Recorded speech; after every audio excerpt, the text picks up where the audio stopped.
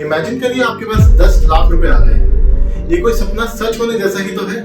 तो आप इसका क्या करेंगे? आप अपना होम लोन पे करेंगे या फिर कहीं इन्वेस्ट करेंगे? आइए जानते हैं मेहता जी की जर्नी के बारे में, इन्होंने क्या किया।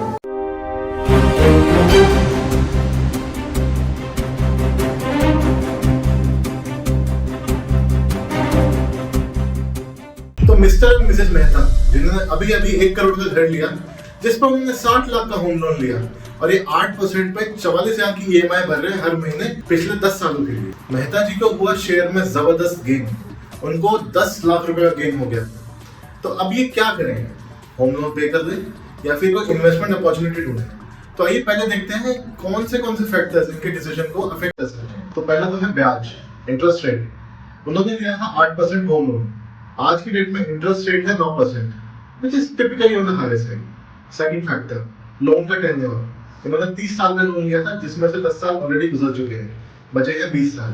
Third, loan amount. इनका अप्रोक्सीमेटली 60 लाख के लोन में से 50 लाख का लोन अमाउंट बच जाए, प्रिंसिपल। फोर्थ, EMI की अफोर्डेबिलिटी। देखिए 44,000 रुपए की EMI हर किसी के बस की बात नहीं है, तो वो भी एक फैक्टर जरूरी है। फिफ्थ, इन्वेस्टमेंट की अपॉर्चुनिटी। अगर कोई अच्छी अपॉर्चुनिटी मिलेगी तभी तो इन्वेस्ट करेंगे। Sixth, financial goal. अगर ये यंग है तो कम से कम इन्हें अपने चाइल्ड के लिए और आने वाले फ्यूचर के लिए भी प्लानिंग करनी पड़ेगी। Seven, tax benefits.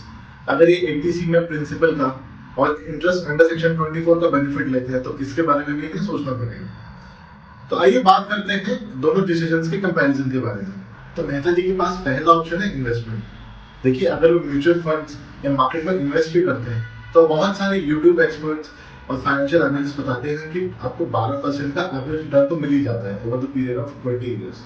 तो अगर आप टैक्स हटा देते हैं उसे तो 9% अप्रॉक्सीमेटली आपको रिटर्न मिल जाएगा। तो मेहता जी के पास ये तो है पहला ऑप्शन।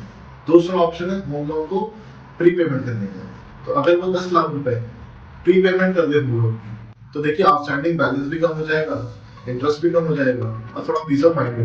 तीसरा ऑप्शन भी ऑलमोस्ट सेकंड ऑप्शन जैसा है, पर इसमें होता क्या है, आप अपना पैसा जो 10 लाख रुपए है आप अपनी EMI कम करवा सकते हैं। तो अगर आप 44,000 रुपए दे रहे हैं हर महीने की, तो अप्रॉक्सीमेटली अगर आपने 10,000 रुपए भी कम करा दिए तो सिर्फ 34,000 रुपीज देने हैं आपको हर महीने।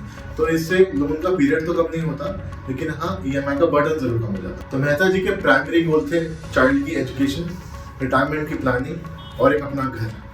तो घर के लिए तो होम लोन ले लिया, अब इन्होंने केयरफुली ये सारे फैक्टर्स कंसिडर करके 2 ऑप्शन चूज करे। पहला, इन्होंने 10 लाख में से 50% 5 लाख रुपए होम लोन की EMI देने में खर्च किए, जिससे आउटस्टैंडिंग बैलेंस कम हुआ, टेन्योर भी कम हुआ और इंटरेस्ट भी कम हो गया। और इन्होंने जो 5 लाख रुपए थे वो एक म्यूचुअल फंड में इन्वेस्ट किए, जिससे इनका रिटर्न भी आया और चाइल्ड की एजुकेशन के लिए पैसा भी इकट्ठा हो गया, जो कि उसके बड़े होने के बाद उसको मिल जाएगा। तो ये चीज हर किसी को जरूरी नहीं है फिट हो।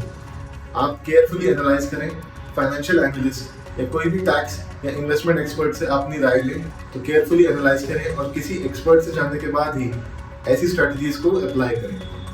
इसके साथ साथ अगर आपको ये वीडियो हेल्पफुल लगा हो, ऐसी केस स्टडी अगर आपको हेल्पफुल लगे तो हमारे चैनल को लाइक और सब्सक्राइब करें, अपने फैमिली और फ्रेंड्स में शेयर करें और हम कोशिश करेंगे आपके लिए और भी ऐसी केस स्टडीज जिससे आपकी रेगुलर फाइनेंशियल हेल्थ इंप्रूव हो सके।